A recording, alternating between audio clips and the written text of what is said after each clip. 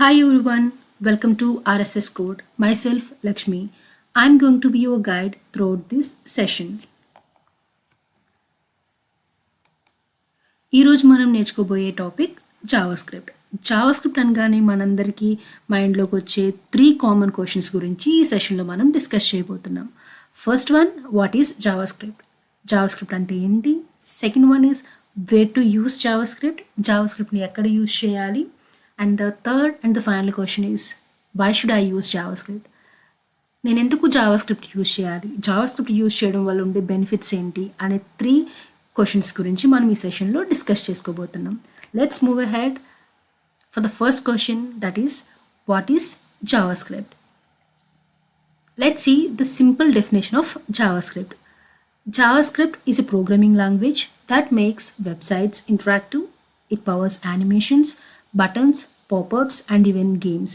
If your website moves or responds when you click something, that's JavaScript in action. ఈ definition బట్టి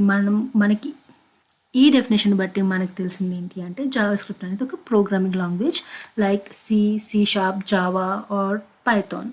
అదేవిధంగా JavaScript అనేది ఒక programming లాంగ్వేజ్ని యూజ్ చేసి మనం అప్లికేషన్స్ని డెవలప్ చేయగలుగుతాం. Not only applications, along with applications మనం యానిమేషన్స్ని, గేమ్స్ని కూడా జావాస్క్రిప్ట్ని యూజ్ చేసి డెవలప్ చేయగలుగుతాం. అండ్ జావాస్క్రిప్ట్ అనేది ఎప్పుడు ఇంట్రడ్యూస్ అయింది అంటే 1995లో బ్రెడెన్ హెచ్ అనే అతను జావాస్క్రిప్ట్ని క్రియేట్ చేశాడు. ఆ టైంలో తను నెట్స్కేప్కి ప్రోగ్రామర్ కింద వర్క్ చేశారు. This is about what is JavaScript. Let's move to our second question, where to use JavaScript. జావాస్క్రిప్ట్ని ఎక్కడ యూజ్ చేయాలి? జావాస్క్రిప్ట్ని ఎక్కడ యూజ్ చేయాలి అని తెలుసుకోవడానికి ముందు మనం ఒక ఇంపార్టెంట్ టాపిక్ గురించి తెలుసుకోవాలి, that is software development life cycle.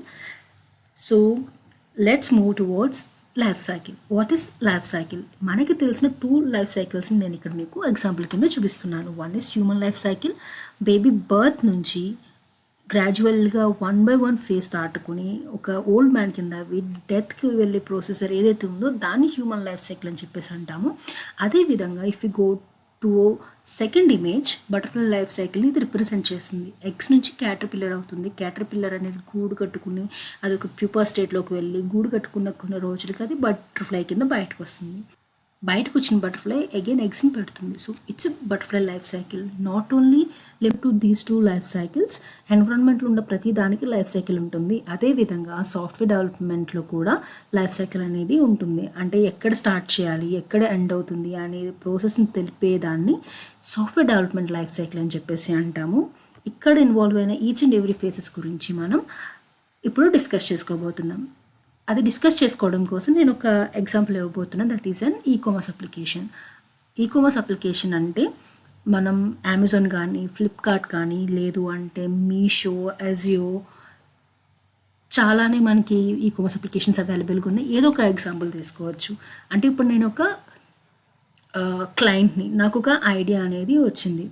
నేను ఒక ఈకామర్స్ అప్లికేషన్ అనే దాన్ని నేను క్రియేట్ చేద్దాం అనుకుంటున్నాను. సో వాట్ ఎవర్ ఐడియా నాకు ఏదైతే వచ్చిందో దాని గురించి నేను అనాలిసిస్ చేసుకుంటాను.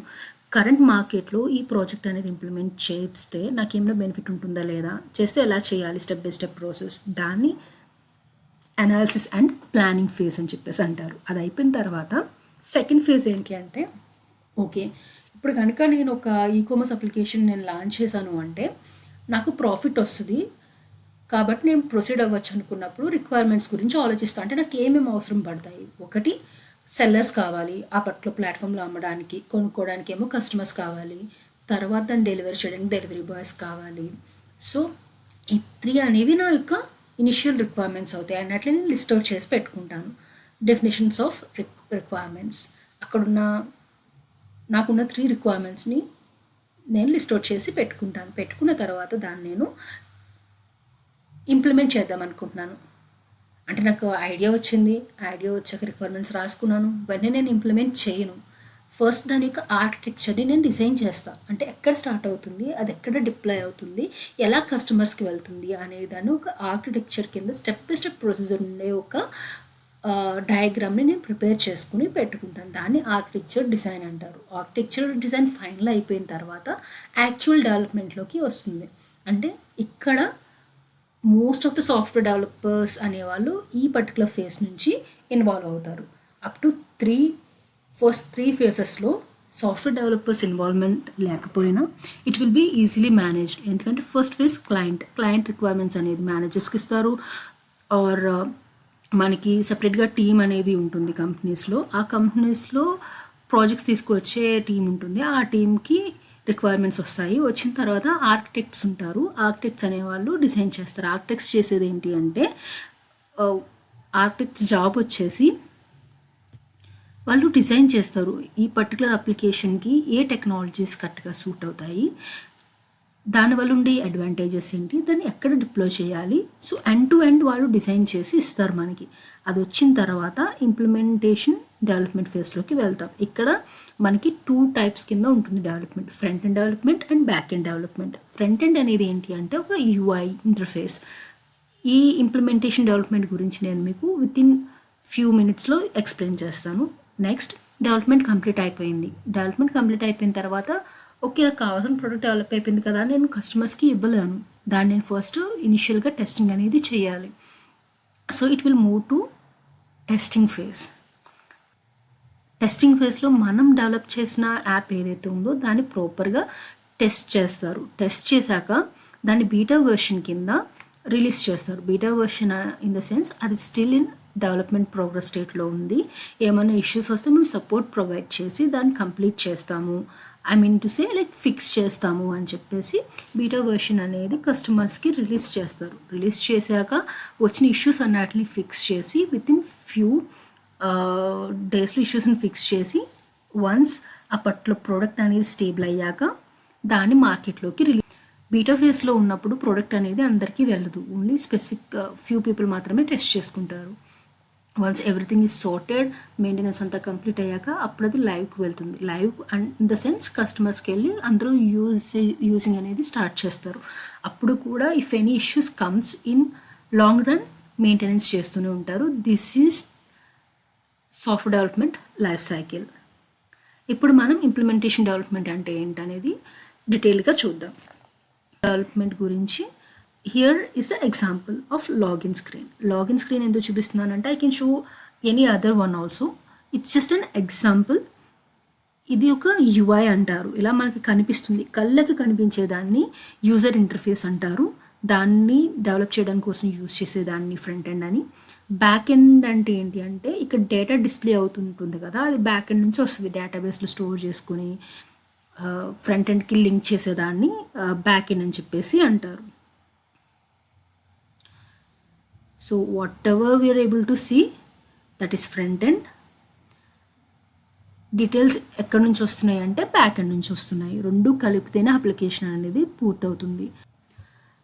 Let's move to product testing. Product టెస్టింగ్లో 2 టైప్స్ ఆఫ్ టెస్టింగ్స్ ఉంటాయి. Again manual testing and automation testing. Manual testing అనేది ఏంటి అంటే ఒక person each and every step మాన్యువల్గా పర్ఫామ్ చేస్తాడు. అంటే ఒకవేళ లాగిన్ స్క్రీన్ తీసుకోండి, ఇక్కడ యూజర్ నేమ్ ఎంటర్ చేయాలి, పాస్వర్డ్ ఎంటర్ చేయాలి, లాగిన్ క్లిక్ చేయాలి, అప్పుడు లాగిన్ ఫంక్షనాలిటీ కంప్లీట్ అవుద్ది.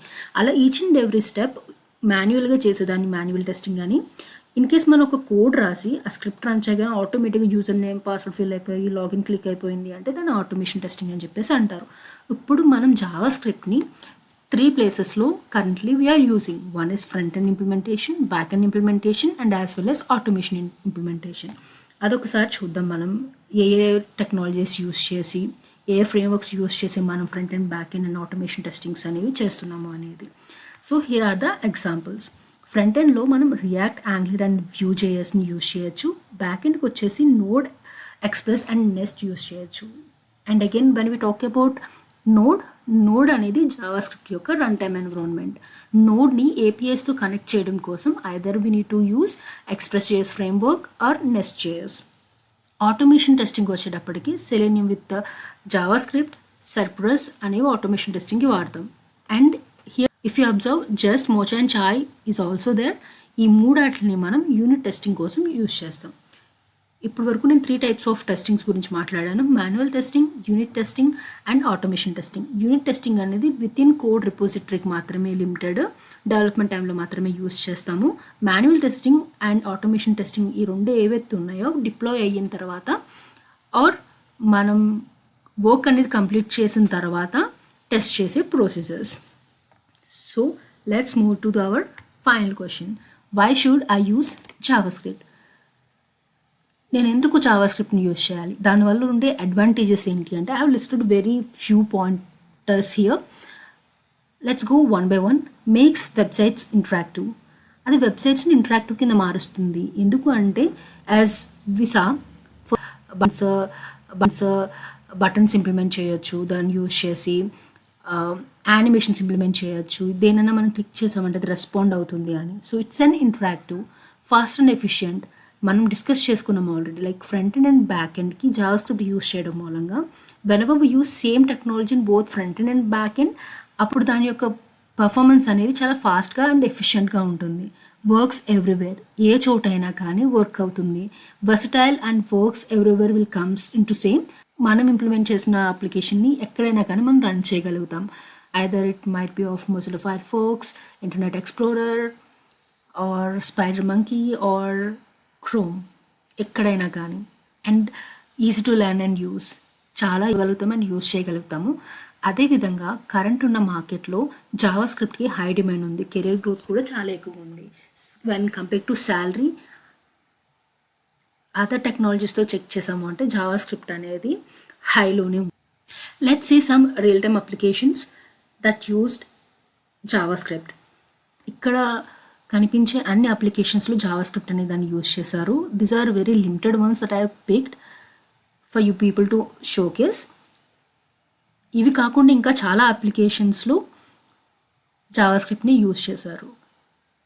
ఇప్పుడు వరకు నేను ఈకామర్స్ అప్లికేషన్ ఎగ్జాంపుల్ చెప్పాను. నాట్ ఓన్లీ ఈకామర్స్, చాటింగ్ అప్లికేషన్స్లో, రియల్ టైమ్ స్ట్రీమింగ్ సర్వీసెస్లో, రైడ్ షేరింగ్ అండ్ నావిగేషన్లో, కొలాబరేటివ్ టూల్స్, ఎవ్రీవేర్ జావాస్క్రిప్ట్ అనేది యూస్ అవుతుంది. And in upcoming projects also JavaScript will used.